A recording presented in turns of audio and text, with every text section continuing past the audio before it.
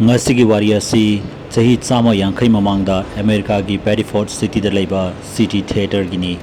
1894 da theater asi maina yam thina sakhibdagi building pumnamak maina pungchak saklami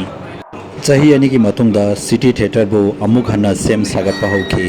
matam adugi performer singna haibadi theater adu nauna saglaba matungda yamna nungai thaba ipun phungatpa isai sakpada sor phunba sikhaba myoy singi mami sami oina uba phangi haina haiki thaudok adudagi mafam adugi myoy singna theater adubu yamna kinarami 1904 da theater aduda amukasu yamna tamthiba thaudok ama thoki Halloween gi numita Evagre Koubi masang matau phazarbi singer ama stage ta perform tauna heart attack tawrakpadagi mafam aduda khudakta sikhirami numit adudagi mahakki mathwai adu theater manungda koipai paiduna lei haina hainai thaudoga sigi maramda karimta khangjadrabi Erika Koubi Nupi masama 2016 da inter college competition da drama ama perform taunabagi damakta mahakki college ki maikai dagi select tawrami Drama practice taunabagi damakta Erika agi kangbubu Benefort ta leiba City Theater allot tawrami makhoi gi group singi manungda Erika na theater da yan hana laktuna practice hongnabagi damakta sinlangki theater adu yamna chawrami amadi mi leinadabagi yamna manlami theater adu da mi amata su uba phangkite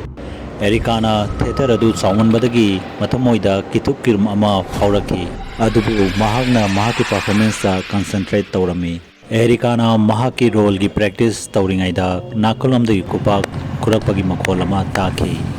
adubu mahakna yengthoklubada kanamta su phamba okide ngahak lera matungda theater gi hall manungda taliba palbadu ngalakhi aduga balcony mathakta nupi ama leptuna mahakpu yamna munna yengduna leiba oki Erika na yamna hoba makhonda kanano du lepdo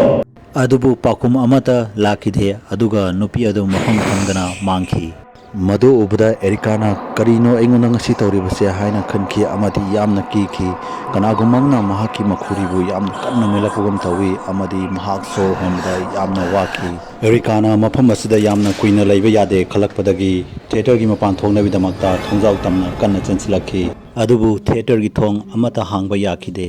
ikhang khangautana theater gi light panamak ngan bahoraki amadi isai ama sakpa horaki theater adu mina pungtham thalami Erika na stage lomda yengthoklabada nupi ama isai saktuna leiba uki nupi adu atai kana sunalamde mahangna balcony da uki nupi do irami ikhang khangautana thongda mapalumdagi yamna kanna yeiraki amadi thong adu hangdorakpada atai kana suiramde makhoi sing adu mahaki college ki drama gi party sing oirami Erika na maning on thoi yengbada pumnamak hana gi adumaina normal oirami stage su pungang hanglami mi su amata phamba ukhide isai sakpasu amata takide balcony gi light su ngalamde Erika na mangonda thokiba thodok sing adu mahaki mamanaba amadi City Theater gi team management singda tambada mahangna Evagre gi maramda khangbangamki numit adudagi Erika practice tawgidamak theater manungda changbada yamna kiki Erika na mahaki acting tawbagi manglan adu thadoki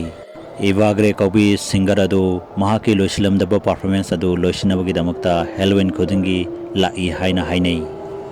aduga kanagumba mana mahaki performance ta ayat papiraklabadi lemna thadi haini wari asibu mayamna pambirabadi channel asibu subscribe tabiramo amadi video asibu like and share amomda tabiramo amadi comment adomna wari asigi maramda kari hainingi habdu thambiramo